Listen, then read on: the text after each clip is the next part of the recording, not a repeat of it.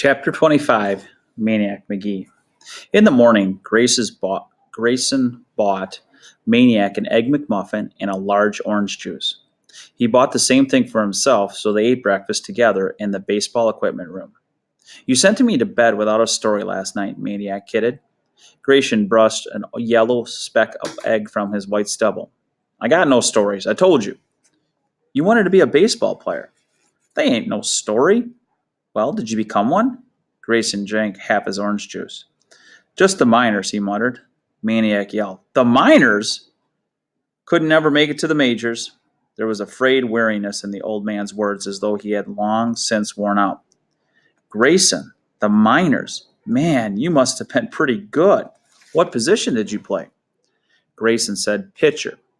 This word, unlike the others, was not worn out at all, but fresh and robust. It startled Maniac. It declared, I'm not what you see. I'm not a line sprain pickup driving live at the Y bean brain park hand. I'm not a rickety whiskered warm chow. I am a pitcher. Maniac sensed there was something more to the old man. Now he knew what it was. Grayson, what's your first name? The old man fidgeted. Earl. But you call me Grayson. Like everybody. He looked at the clock on the wall. Gotta go. Grayson, wait. I'm late for work. You ought to be in school. He was gone. Grayson returned at noon, bearing zips and sodas, and was not allowed to leave until he told Maniac one story about the minor leagues. So he told him about the kid, his first day in the minors with Bluefield, West Virginia, in the Appalachian League, Class D. Can't go any lower than that, he told the kid. That's where you broke in. Don't have D-ball anymore. He told him about thumbing a ride to Bluefield, and then when he got there, going to a gas station attendant asked which way to the ballpark. And the gas station man told him, sure, but first I gotta ask you something. You're a new ball player, right? Just coming on board? And Grayson said, yep, that's right. And the old man said, I thought so.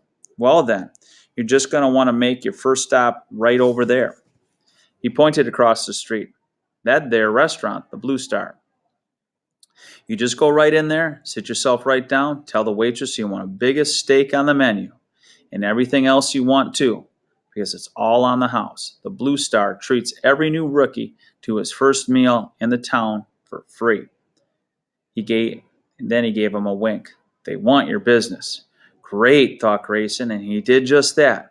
Only when he got up and left, the restaurant owner came running after him down the street, all mad at Grayson for skipping out. And when Grayson told him he was a rookie just picking up his free first meal, the owner got even madder. Seems the gas station man was a real card and liked to welcome dumb rookies with his little practical joke.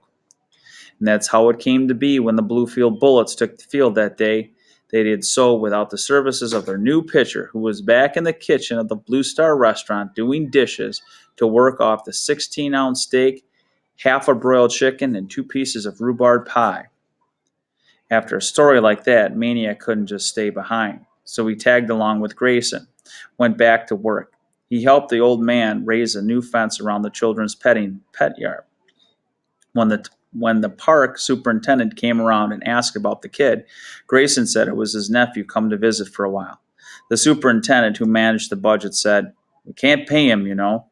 And Grayson said, fine, no problem. And that was that. From then on, Maniac was on the job with Grayson every afternoon.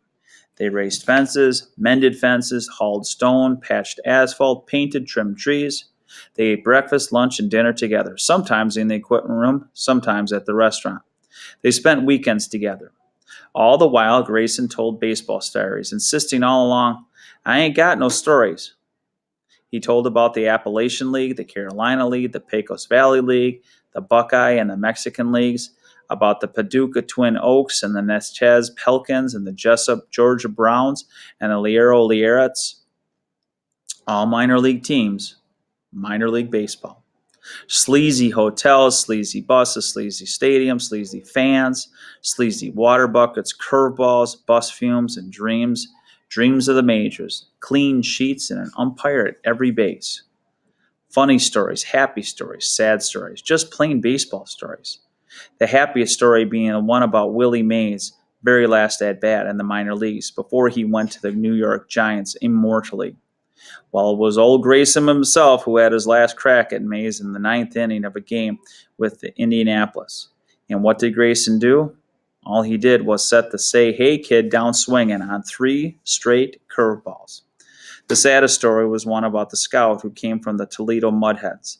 The Mudheads had a roster slot, and the scout had a notion to fill it up with a pitcher with a wicked curveball, the name of Earl Grayson. This was Grayson's last chance for the Mudheads were a Class A ball, one short step from the majors. The night before the game, Grayson spent half of it on his knees by his head, and even 5 minutes before the game in the dugout, he bent over, pretending to tie his shoe, and closed one eye and prayed, "Please let me win this game," which was something, since he had never gone to church in his life. "God must have fainted," he said to Maniac. And indeed, maybe God did, or maybe he only listened to the major leaguers, because Grayson took the mound and proceeded to pitch the flat-out awfulest game of his life.